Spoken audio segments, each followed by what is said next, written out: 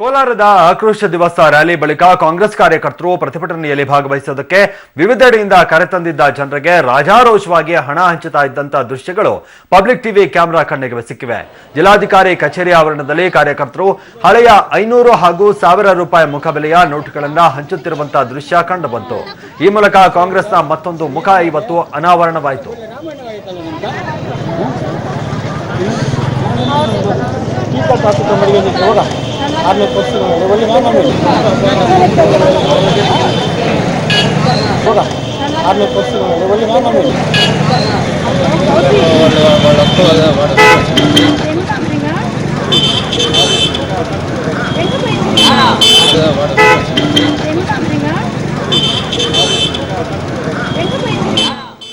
ಇನ್ನು ಮತ್ತೊಂದೆಡೆ ಬಳ್ಳಾರಿಯಲ್ಲೂ ಕೂಡ ಪ್ರತಿಭಟನೆಗೆ ನೋಟ್ಗಳನ್ನೇ ನೀಡಿ ಕೈ ಮುಖಂಡರು ಜನರನ್ನ ಕರೆತಂದ ಘಟನೆ ಕೂಡ ಇವತ್ತು ನಡೆಯಿತು.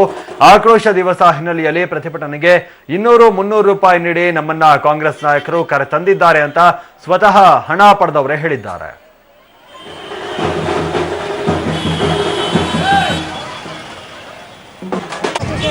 ಅಲ್ಲ, ನೀವೇ ಸುಮ್ಮನೆ ಬಂದಿರಾ? ಏನು ಸುಮ್ಮನೆ ಬಂದಿರಾ? ಎಷ್ಟು ಕೊಡ್ತಾರ? ಎಷ್ಟು ಕೊಡ್ತಂತ ಹೇಳಮ್ಮ? 100 ರೂಪಾಯಿ. ಅದೇ ತೆಗಿತೇನೆ. ಎದಕ್ಕೆ ಬಂದಿರಮ್ಮ? ಎದಕ್ಕೆ ಬಂದಿರಿ? ಏನು ರೊಕ್ಕ ಕೊಡ್ತಾನಂತ ಹೇಳ? ಎಷ್ಟು ಕೊಡ್ತಾನ? ಏನು ಮೀಟಿಂಗ್ ಅಂತಮ್ಮ? ಏನು ಮೀಟಿಂಗ್ ಅಂತ ಹೇಳಿದ್ರೆ ಇಲ್ಲಿ ಬಂದ್ಮೇಲೆ ಗೊತ್ತಾಗುತ್ತೆ ಏನು ಮೀಟಿಂಗ್ ಅಂತ ಹೇಳಿ. ಅಲ್ಲಿ ನಿಮಗೆ ಗೊತ್ತಿಲ್ಲ ಅಸಲ ಏನಂತ ಹೇಳಿಲ್ಲ ಮೀಟಿಂಗ್ ಅಂದ್ರೆ మీకు తెలీదా? ఏమి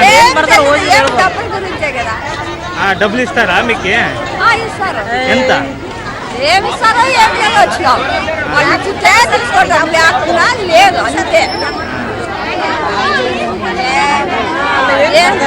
ನಿಮಗೇನು ಗೊತ್ತಿಲ್ಲ? ಓಕೆ, ಇನ್ನು ಗದಗ ಬೆಟಗೇರಿ ನಗರಸಭೆಯ ಕೆಲ ಕಾಂಗ್ರೆಸ್ನ ಸದಸ್ಯರು ತಮ್ಮ ವಾರ್ಡ್ನಲ್ಲಿರುವಂತಹ ಬಡವರಿಗೆ ಮನೆ ನೀಡುವುದಾಗಿ ಆಮಿಷ ಒಡ್ಡಿ ಪ್ರತಿಭಟನೆಗೆ ಕರೆತಂದಿರುವುದಾಗಿ ಪಬ್ಲಿಕ್ ಟಿವಿ ನಡೆಸಿರುವಂತಹ ರಹಸ್ಯ ಕಾರ್ಯಾಚರಣೆಯಲ್ಲಿ ಬಹಿರಂಗ ಆಗಿದೆ. ಕೆಲವರಿಗೆ ಹಣದ ಆಸೆ ನೀಡಿದರೆ ಇನ್ನೂ ಕೆಲವರು ಸ್ಲಂ ನಿವಾಸಿಗಳಿಗೆ ಆಶ್ರಯ ಮನೆಗಳು ಮತ್ತೆ ಕೆಲವರಿಗೆ ಮೀಟಿಂಗ್ ಇದೆ ಬರಬೇಕು ಅಂತ ಹೇಳಿ ಕರೆತಂದಿದ್ದಾರೆ ಅನ್ನುವಂತಹ ಆರೋಪ ಕೇಳಿ ಬರ್ತಾ ಇದೆ. ಮತ್ತೆ ಪ್ರತಿಭಟನೆ ಮಾಡಕತ್ತೀರಿ?